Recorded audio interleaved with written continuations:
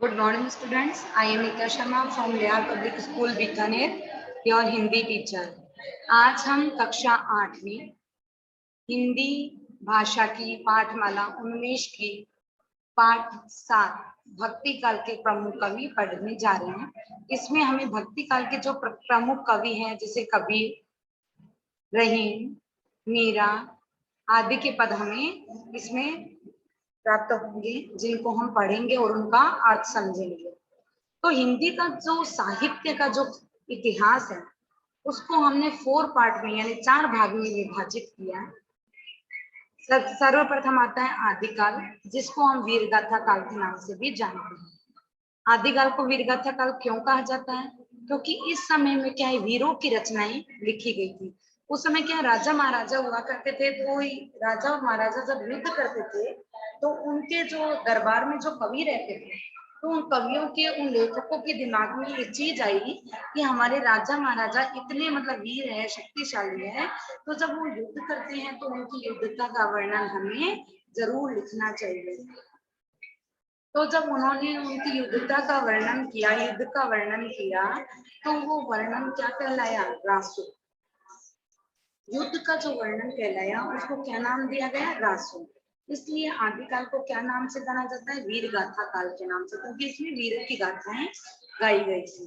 Second आता है आपका भक्ति काल। भक्ति काल में क्या होता है कि उस समय में लोगों के अंदर भक्ति की भावना बहुत ज्यादा चरम सीमा पर पहुंच गई थी, इसलिए भक्ति काल में कुछ कवि हुए। भक्ति काल को 2 भागों में मैंने विभाजित किया है, सगुण और निर्गुण। सगुण वे होते हैं जो ईश्वर के रंग रूप में विश्वास करते हैं, जैसे कृष्ण, राम, है ना, लक्ष्मण, हनुमान। तो ये क्या थे? ये भगवान के किस रूप में विश्वास करते थे? सगुण रूप में। दूसरा आता है निर्गुण, यानी जो ये मानते तो हैं कि ईश्वर है, पर वो किसी आकार, रंग रूप में ईश्वर को नहीं मानते। उनका निर्गुण लोगों का कहना होता है कि ईश्वर है वो सृष्टि के हर कण में, हर व्यक्ति के अंदर ईश्वर है, हर पशु के अंदर ईश्वर है, सृष्टि की हर एक वस्तु में ईश्वर है। ईश्वर है, परम शक्ति है, वो हर जगह व्याप्त है। ये लोग क्या कहलाए थे? निर्गुण। हमने सुविधा के हिसाब से कवियों को किन किन भागों में फिर से डिवाइड किया? भक्ति काल के कवियों को सगुण भक्ति काल में फिर 2 शाखाएं थी। एक तो राम भक्ति शाखा, जिन्होंने राम की पूजा की वो राम भक्ति शाखा, और जिन्होंने कृष्ण की पूजा की वो कृष्ण भक्ति शाखा। नेक्स्ट था निर्गुण। निर्गुण के भी 2 पार्ट हुए थे, ज्ञानाश्रय और प्रेमाश्रय। यानी ज्ञान से संबंधित दोहे जिसमें लिखे गए थे वो ज्ञानाश्रय था, और प्रेम से संबंधित दोहे जिसमें लिखे गए थे वो प्रेमाश्रय था। ज्ञानाश्रय भक्ति शाखा के श्रेष्ठ कवि कबीरदास जी कहलाते हैं, और प्रेमाश्रय के श्रेष्ठ कवि कौन कहलाते हैं? मलिक मोहम्मद जायसी। इधर राम भक्ति शाखा सगुण 2 पार्ट थे, राम भक्ति और कृष्ण भक्ति। कृष्ण भक्ति शाखा के प्रमुख कवि सूरदास जी थे, और राम भक्ति शाखा के प्रमुख कवि तुलसीदास थे। ये था भक्ति काल। भक्ति काल के बाद में आता है रीति काल। रीति काल में प्रकृति से संबंधित और प्रेम से संबंधित कविताएं लिखी गई थी। और उसके बाद आता है आपके आधुनिक काल। आधुनिक काल में उपन्यास, नाटक, रिपोर्टर, संस्मरण आदि की रचनाएं लिखी गई थी। तो ये था हमारे हिंदी साहित्य का छोटा सा इंट्रोडक्शन, परिचय। अब देखते हैं हम इस चैप्टर के माध्यम से हमें क्या समझाया जा रहा है। भक्ति काल के कवियों को पहचान कर गोला लगाइए और यथासंभव अन्य रचनाकारों के बारे में जानिए। तो यहाँ पर हमें गोला लगाना है किस पर? जो कि भक्ति काल के कवि हैं। तो एक तो तुलसीदास जी भक्ति काल के, उसके बाद में मलिक मोहम्मद जायसी भक्ति काल के, बिहारी है नीति से संबंधित, तो ये भी भक्ति काल के हो गए, कबीरदास जी हो गए, प्रस्थान, उसके बाद में मीराबाई, उसके बाद में है आपके सूरदास, रहीमदास। तो ये सब क्या हो गए? आपके भक्ति काल के प्रमुख कवि। नेक्स्ट देखिए हमें पदों में क्या समझाया जा रहा है। ये जो इंट्रोडक्शन था वो हमने अभी पढ़ लिया है, इसलिए हम सीधे ही पदों के अंदर आएंगे।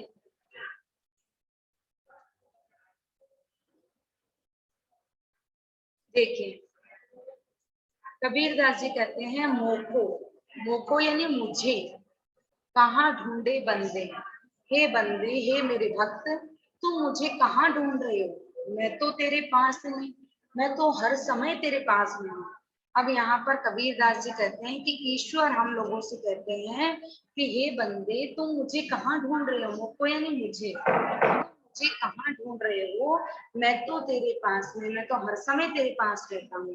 ना मैं देवल, ना तो मैं देवल, देवल यानी मंदिर, ना तो मैं मंदिर के अंदर हूँ, ना मैं मस्जिद, ना ही मैं मस्जिद में हूँ, ना काबे कैलाश में, न तो मैं काबा, काबा यानी तीर्थ स्थल, ना तो मैं तीर्थ स्थलों में हूँ और न ही मैं कैलाश पर्वत पर हूँ। नो तो ना तो कोनो क्रिया कर्म में, ना तो मैं किसी क्रिया कर्म में, कोनो यानी कोई या किसी, ना तो मैं किसी क्रियाक्रम, क्रियाक्रम यानी मतलब पूजा अनुष्ठान करना, न तो मैं किसी क्रियाक्रम में पूजा पाठ में हूँ, ना ही जोग वैराग, न तो मैं जोगी बनने में और वैराग्य धारण करने में हूँ। खोजी हुए तो तुरंत ही मिली हो, अगर तुम मुझे खोजना चाहोगे तो मैं तुम्हें तुरंत ही मिल जाऊंगा, तुरंत यानी जल्दी से जल्दी मिल जाऊंगा, पल भर में ही मिल जाऊंगा, पल भर की तलाश में, अगर पल भर भी अगर तुम मुझे तलाश करना चाहोगे तो मैं तुम्हें तुरंत ही मिल जाऊंगा।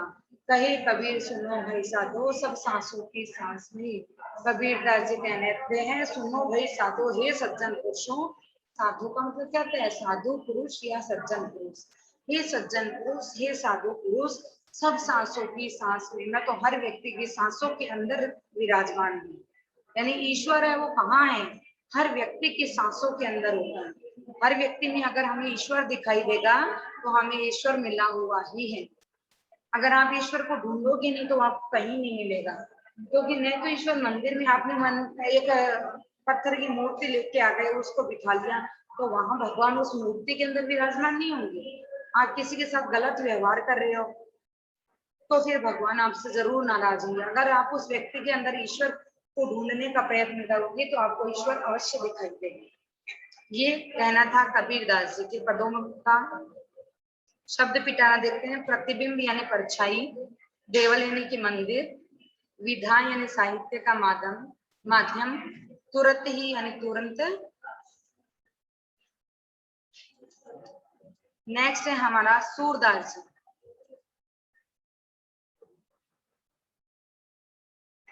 सूरदास जी नेक्स्ट है हमारा पास सूरदास जी। सूरदास जी किसके भक्त थे, भगवान श्री कृष्ण के। सूरदास जी थे वो जन्म से ही अंधे थे, लेकिन उनके हृदय में कौन थे विराजमान, भगवान श्री कृष्ण थे। तो उन्होंने श्री कृष्ण के पद लिखे हैं, देखो ये इनके पद है, वो कौन सी भाषा में है, ब्रिज भाषा में। मैया मोरी मैं नहीं माखन खाई। अब ये उस समय का वर्णन है, बाल रूप का वर्णन है भगवान श्री कृष्ण का, जब उनकी माता यशोदा को सारी गोपियां आके शिकायत करती हैं कि आपके पुत्र कृष्ण ने हमारा मक्खन चुरा लिया और हमारी मटकियां फोड़ दी। तो जब माता यशोदा उनको डांटती हैं, उनसे पूछती हैं, तो उनके बाल रूप का वर्णन, कितने भोले रूप में वो अपने बातें बोलते हैं, उसका यहाँ वर्णन किया गया है। मैया मोरी, मैया मोरी यानी मेरी, मैया मेरी मैं नहीं माखन खायो, मैंने माखन नहीं खाया। भोर भय गयन के पाछे, भोर यानी सुबह, जल्दी का समय होता है ना, प्रातः काल से भी थोड़ा जल्दी का 4 से 5 का समय। तो भोर भय, जब भोर हो जाती है, भय यानी होते ही, भोर यानी सुबह होते ही, गई यानी गायों के, पाछे यानी पीछे, मधुबन मोहि पठायो, पठायो यानी भेज देना, मोहि यानी मुझे, मधुबन, मधुबन में पढ़ा हुआ है ना मधुबन, तो मधुबन में आप मुझे सुबह भोर होते ही आप मुझे गायों के पीछे मधुबन में भेज देती हो। चार पहर बंसी बट भटक्यो, चार पहर यानी भोर का समय, प्रातः काल का समय, दोपहर का और सांझ का समय, चार समय तक, चार पहर यानी 4 समय तक का जो समय है उसमें मैं बंसी बट भटक्यो, बंसी, बंसी हाथ में लिए हुए, वट, वट यानी जंगलों में भटकता रहता हूँ, सांझ परे घर आ रहे हूँ, और जब सांझ हो जाती है तब मैं घर लौटता हूँ। मैं बालक बहियन को छूटो, मैं एक छोटा सा बालक हूँ, बहियन यानी बाहें, मेरी तो हाथ भी बहुत छोटे छोटे है, बाहें भी बहुत छोटे छोटी है, छीको के ही विधि पाए। तो मैं छीके को कैसे प्राप्त कर सकता हूँ? छीका क्या होता है? लकड़ी का बना हुआ एक मतलब होता है छोटा सा टुकड़ा, जिसको डोरी से या रस्सी से बांध के ऊपर छत से लटकाया जाता है और उसमें सामान रखा जाता है। तो वो कहते हैं भगवान श्री कृष्ण कि मेरे तो हाथ इतने छोटे छोटे हैं, मेरे हाथ छोटे छोटे होने के कारण मैं छीके को कैसे प्राप्त कर सकता हूँ? ग्वाल बाल सब बैर परे हैं, बरबस मुख लपटाए। कि ग्वालों के जो बाल हैं, यानी ग्वालों के जो बच्चे हैं, वो सब मेरे बैर पड़े हैं। बैर यानी पीछे पड़े हैं, दुश्मन है, मेरे बैरी हैं, मेरे शत्रु हैं। बरबस मुख लपटायो, बरबस यानी जबरदस्ती, जबरदस्ती वो मेरे मुख पे मक्खन लपट देते हैं, लिपटा देते हैं। तू जननी मन की अति भोरी, इनके कहे पति आयो।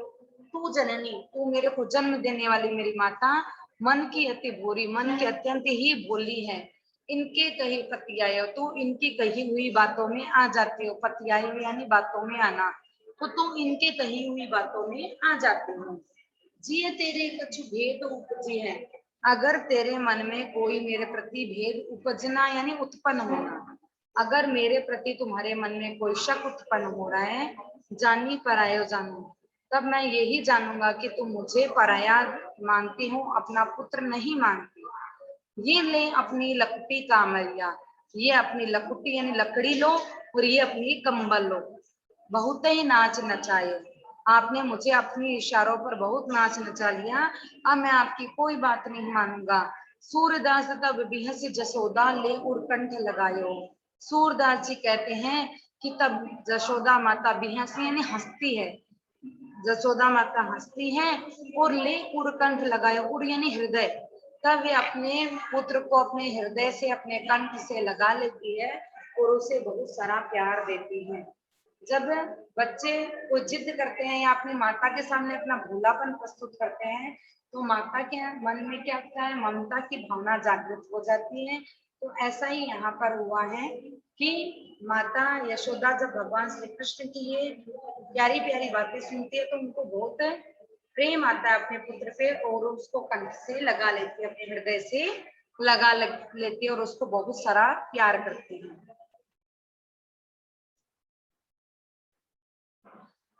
मीराबाई, मीरा भगवान श्री कृष्ण को अपने पति के रूप में मानकर उनकी पूजा किया करती थी।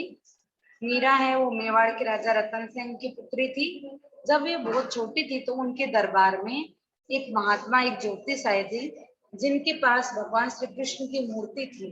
तो मीरा को वो मूर्ति बहुत अच्छी लगती है और वो कहती है कि ये कौन है? तो वो कहती है, ज्योतिष उनको कहता है ये भगवान श्री कृष्ण है। तो तब से उनके मन में क्या होता है? भगवान श्री कृष्ण को ही अपना पति मान लेती है और वो सोचती है कि जब भगवान श्री कृष्ण बड़े होंगे, मतलब वो सोचती थी अभी ये छोटे हैं, तो वो सोचते थे कि जब ये बड़े हो जाएंगे, मैं बड़ी हो जाऊंगी, तो मैं इन्हीं से शादी करूंगी। जब वो बड़ी होने लग गई तो उनके पिता वो भक्ति में ज्यादा लीन होने लगे भगवान श्री कृष्ण की। तब उनके पिता ने उनकी शादी करवा दी। शादी के कुछ समय बाद उनके पति उदयपुर के महाराजा थे भोजराज, महाराजा के पुत्र थे भोजराज, जिससे उनका विवाह हुआ था। तो विवाह के कुछ समय पश्चात भोजराज की मृत्यु हो जाती है। मृत्यु के बाद में इनको अपने जीवन में बहुत सारे कठिन दुख का समय बिताना पड़ता है, क्योंकि लोग इनकी बातें बनाते हैं, क्योंकि भगवान श्री कृष्ण की भक्ति करती है, उनको अपने पति स्वरूप मानती है, तो लोग इनकी बातें बनाते हैं, इनको बुरा समझते हैं। और इनके परिवार वाले भी अंत में इनसे परेशान होकर कि भाई दुनिया में हमारी बात खराब हो रही है, इसके कारण परेशान होकर इनको जहर से भरा हुआ प्याला भेजा। लेकिन भगवान श्री कृष्ण की कृपा से वो जहर से भरा हुआ प्याला क्या बन गया? अमृत बन गया। फिर इनके लिए सांप पिटारी में डालकर सांप भेजा, लेकिन भगवान की कृपा से वो सांप भी क्या बन गया? फूलों का हार बन गया। तो यहाँ देखिए मीराबाई है, उनके पद, मेरे तो गिरधर गोपाल दूसरा न गोर कोई। मेरे तो, अब मीरा यहाँ पर कहती है मेरे तो गिरधर, गिरधर यानी गिरी को धारण करने वाले, गिरी यानी पर्वत, पर्वत को धारण करने वाले, गोपाल यानी गौओं को पालने वाले, दूसरा न कोई। मेरे तो भगवान श्री कृष्ण गिरधर यानी इसको पर्वत को धारण करने वाले, गौओं को पालने वाले ही हैं, दूसरों न कोई, और दूसरा मेरा कोई भी सहारा नहीं है। जाके सिर मोर मुकुट मेरो पति सोए, जिसके सर पे मोर का मुकुट विराजमान है वही मेरा पति है। छाड़ दई कुल के कान, छाड़ दई यानी छोड़ देना, छाड़ी यानी छोड़ना, दई यानी देना, छोड़ देना। कुल की कानी, कुल की मान मर्यादा, कानी का मतलब क्या है? मान मर्यादा। मैंने अपने कुल की मान मर्यादा को अब छोड़ दिया है, कहाँ करिए कोई, अब कोई क्या कर सकता है। संतन डिग बैठी बैठी लोग लाज कोई, संतन यानी संत लोगों के साथ, डिग यानी साथ, संत लोगों के साथ बैठ बैठ कर मैंने मान मर्यादा प्रतिष्ठा सब कुछ खो दिया। लोग मेरी बहुत बातें करते हैं कि स्त्री है वो पुरुषों के बीच में बैठकर भगवान की भक्ति करती है, परंतु अब मुझे इन बातों का कोई भी प्रभाव नहीं पड़ता। मैंने दुनिया की ये मान मर्यादा की प्रतिष्ठा की सब बातों को त्याग दिया है।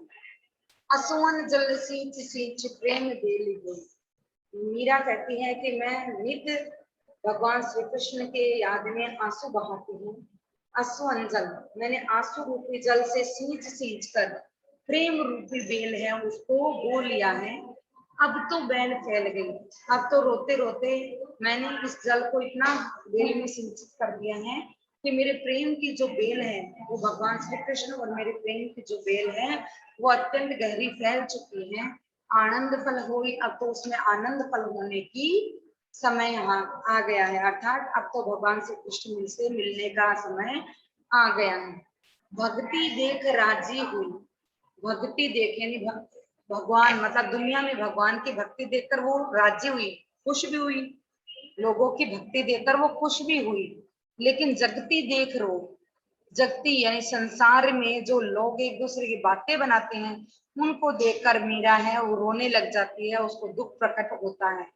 दासी मीरा लाल गिरधर तारो अब मोही, मीरा कहती है कि मैं आपकी दासी मीरा हूँ, लाल गिरधर है, लाल गिरधर तारो अब मोही, अब आप ही मेरे तारणहार हैं, आप ही मुझे मुक्ति दिला सकते हैं। शब्द पिटारा देखिए, सांझ यानी शाम, बहियन यानी बाहें या हाथ, ग्वाल बाल ग्वालों के बालक, पतियायो यानी बहकाना या झूठी बात मनवाना, उपजी है यानी उत्पन्न होना या पैदा होना, लकुटी यानी कि लाठी, कमरिया कंबल, बिहसी यानी हंसकर, कंठ यानी कि गला, लोकलाज यानी मर्यादा या प्रतिष्ठा, आंसू सींचना या फिर पानी देना, भक्ति यानी भक्त, जगती का अर्थ होता है संसार। नेक्स्ट देखिए, नेक्स्ट है तुलसीदास जी। तुलसीदास जी ने किसकी रचना की थी? तुलसीदास जी रामचरितमानस की रचना की थी। देखिए, जे मित्र ने दुख होई दुखारी, अब ये किस समय का वर्णन किया गया है? जब भगवान श्री राम है वो माता सीता को ढूंढने के लिए जब वनों में भटकते हैं और उनकी भेंट किससे होती है? सुग्रीव से होती है। वो सुग्रीव जब उनके मित्र बन जाते हैं तो वे अपने सुग्रीव अपने मित्र को यानी भगवान श्री राम को अपने दुख के बारे में बताते हैं कि किस प्रकार बाली है वो उनको बुरा समझ के उनको राज्य से निकाल दिया और खुद राज्य में बैठे हैं। तो उसने भगवान श्री राम से सारी बात बताई। तो भगवान श्री राम कहते हैं कि मैं तुम्हारी मदद अवश्य करूंगा, मैं वचन देता हूँ कि मैं तुम्हारी मदद करूंगा। जब जो उसके मित्र होते हैं, कौन? सुग्रीव, वो कहते हैं कि भगवान आप तो पहले से ही बहुत दुखी हैं, आप मुझे क्या मतलब आप मेरे बारे में क्यों सोच रहे हो, आप पहले अपना दुख दूर कीजिए। तब भगवान श्री राम कहते हैं कि जे न मित्र दुख होई दुखारी तिन्हि बिलोकत पातक भारी, जो अपने मित्र के मित्र में दुखी नहीं होता तिन्ही उसी व्यक्ति को, तिन्ही यानी ऐसे लोगों को या ऐसे व्यक्तियों को विलोकत यानी देखना पड़ता है या प्राप्त होता है पातक यानी पाप, भारी यानी भयंकर। जो मित्र अपने मित्र के दुख में दुखी नहीं होता ऐसे व्यक्ति को भयंकर पाप का सामना करना पड़ता है, उसको बहुत ज्यादा पाप है वो भोगने पड़ते हैं। निज दुख गिरि सम रज करी जाना, निज दुख अपने दुख को, अगर अपना दुख गिरी के समान हो, अपना दुख गिरी यानी पर्वत, अपना दुख पर्वत के समान हो रज करी जाना, उसको क्या समझ लेना चाहिए? रज यानी धूल का कण समझना चाहिए। अगर हमारा दुख पर्वत के समान है तो भी हमें उसको छोटा समझना चाहिए, मिट्टी का धूल का कण समझना चाहिए। मित्र का दुख रज मेरु समाना, अगर मित्र का दुख है वो मिट्टी के कण के समान भी है, रज के समान, रज यानी कण, मिट्टी का कण। अगर मित्र का दुख है धूल या मिट्टी के कण के समान भी हो तो उसे क्या समझना चाहिए? पर्वत के, मेरु यानी पर्वत, तो उसे भी पर्वत के समान समझना चाहिए। यानी अगर मित्र को दुख हो तो हमें अपना दुख है उसके दुख के सामने हमें अपना दुख है वो भुला देना चाहिए। हमें अपने दुख को क्या समझ लेना चाहिए? धूल के समान समझ लेना चाहिए। और मित्र के दुख को क्या समझना चाहिए? पर्वत के समान समझना चाहिए। जिन्हें की असीमत सहज न आई, ते सतकत हटि करत मिटाई। जिन्हें यानी जिनके, असी यानी ऐसी, मति यानी बुद्धि, सहज न आई, जिन व्यक्तियों में इस तरीके की बुद्धि नहीं होती, ते सटकत हटि करत मिटाई। सट यानी दुष्ट, ऐसे दुष्ट व्यक्ति कत यानी करते हैं, हटि यानी हट या जिद, करत मिताई, मिताई यानी मित्रता। ऐसे व्यक्ति जिनमें इस तरीके की बुद्धि नहीं होती वो अपनी मित्रता के साथ क्या करते हैं? जिद करते हैं। और ऐसे व्यक्ति क्या होते हैं? दुष्ट होते हैं। कुपथ निवारी सुपथ चलावा, गुण प्रगटे अवगुण ही दुरावा। कुपथ निवारी, कुपथ यानी बुरे रास्ते से हमें निवारता यानी दूर करता है। वो सुपथ चलावा यानी अच्छे रास्ते पर चलाता है। गुण प्रगटे हमारे गुणों को प्रकट करता है। अवगुण ही दुरावा, और हमारे अवगुणों को छिपाता है। दुरावा यानी छिपाना। ऐसा मित्र ही क्या होता है? सच्चा मित्र होता है। देत लेत मन सकन धरई, बल अनुमान सदाहित करई। देने और लेने में हम कोई भी शंका नहीं रखता है। सच्चा मित्र होता है वो लेने और देने में कभी भी शंका नहीं रखता है, संदेह नहीं रखता है। बल अनुमान, अगर उसके अंदर बल होगा, किसी चीज के बारे में बल होगा तो वो सदा हित करे, सदा अपने मित्र का हित ही चाहेगा। यानी अच्छा मित्र कौन होता है? जो हमेशा कुपथ निवारी, अपने मित्र को बुरे रास्ते से निकालकर सुपथ चलावा, अच्छे रास्ते पर चलाता है। उसके गुणों को प्रकट करता है, अवगुणों को छिपाता है। देने लेने में कभी भी संकोच नहीं रखता और अपनी बल के अनुसार हमेशा अपने मित्र की सहायता करता है। आगे क्रह मधुबचन बनाई, पाछे अनहित मन कुटलाई। जाकर चित आई गति सम भाई, अस को मित्र पर हरे भलाई। आगे कह मृदु वचन बनाए। अब कई मित्र ऐसे होते हैं जो आगे, हमारे आगे यानी हमारे सामने, मृदु यानी मीठे, हमारे सामने क्या करते हैं? मीठे वचन बोलते हैं। जबकि पाछे अनहित मन कुटलाई, जबकि हमारे पीछे हैं वो क्या करते हैं? कुटिलता करते हैं, हमारे पीछे, हमारी पीठ पीछे हमारी बात बनाते हैं।